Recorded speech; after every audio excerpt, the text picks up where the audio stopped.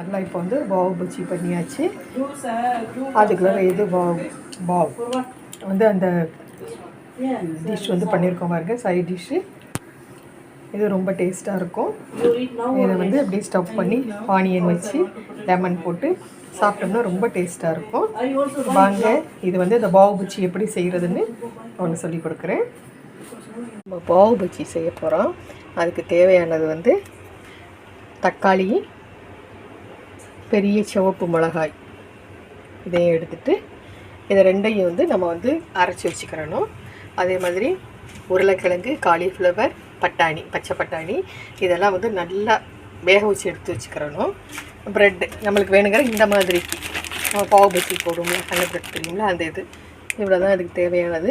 இப்போ வாங்க செய்யலாம்.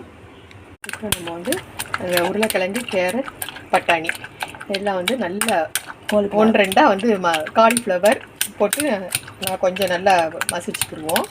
பட்டர் போட்டு அதை நல்லா மெல்ட் பண்ணிக்கிடுவோம். ஜிஞ்சர் கார்லிக் பேஸ்ட்டு அதையும் அது மெல்ட் ஆன உடனே அதில் போட்டுருவோம்.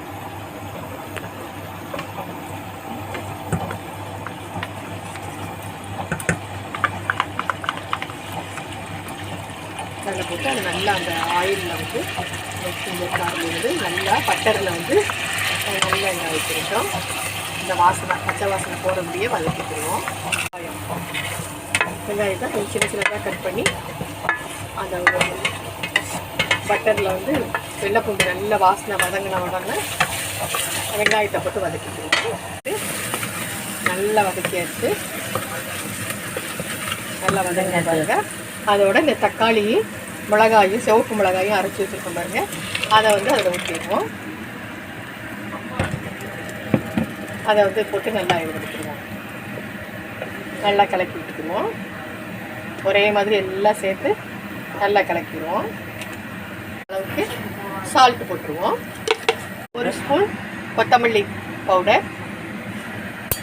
நல்லா கொதித்த உடனே நம்ம இந்த வேக வச்ச காலிஃப்ளவர், பச்சை பட்டாணி, கேரட், உருளைக்கிழங்கு எல்லாத்தையும் நம்ம இதில் போட்டு கலக்கிட்டு சரியான அளவுக்கு உப்பு போட்டு கொஞ்ச நேரம் நல்லா கொதிக்க வச்சுருவோம். கொதிச்சு வச்சுட்டு பார்ப்போம். நல்லா அழகாக நல்லா கொதித்து நல்லா கெட்டியாக வந்துடுச்சு. போதும். இந்த கிரேவி வந்து நீ வந்து நம்ம அடுத்து சாப்பிடும் போது எடுத்து பரிமாற வேண்டியதுதான்.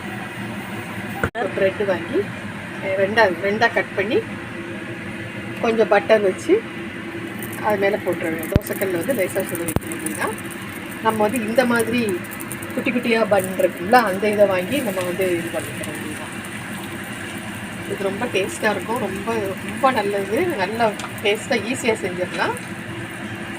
பாருங்கள், பாவ் பஜ்ஜி இப்போ செஞ்சு முடிச்சாச்சு. பாவ் வச்சு நல்லா வந்து இந்த இது வந்து பாவ் பஜ்ஜியுடைய இதெல்லாம் வச்சு சைட் டிஷ்ஷு சூப்பராக வச்சு சாப்பிடலாம். ரொம்ப டேஸ்ட்டாக இருக்கும். பிள்ளைகளுக்கு செஞ்சு கொடுங்க, நீங்களும் சாப்பிடுங்க. லைக் பண்ணுங்கள், ஷேர் பண்ணுங்கள், கமெண்ட் பண்ணுங்கள். தேங்க்யூ, பாய்.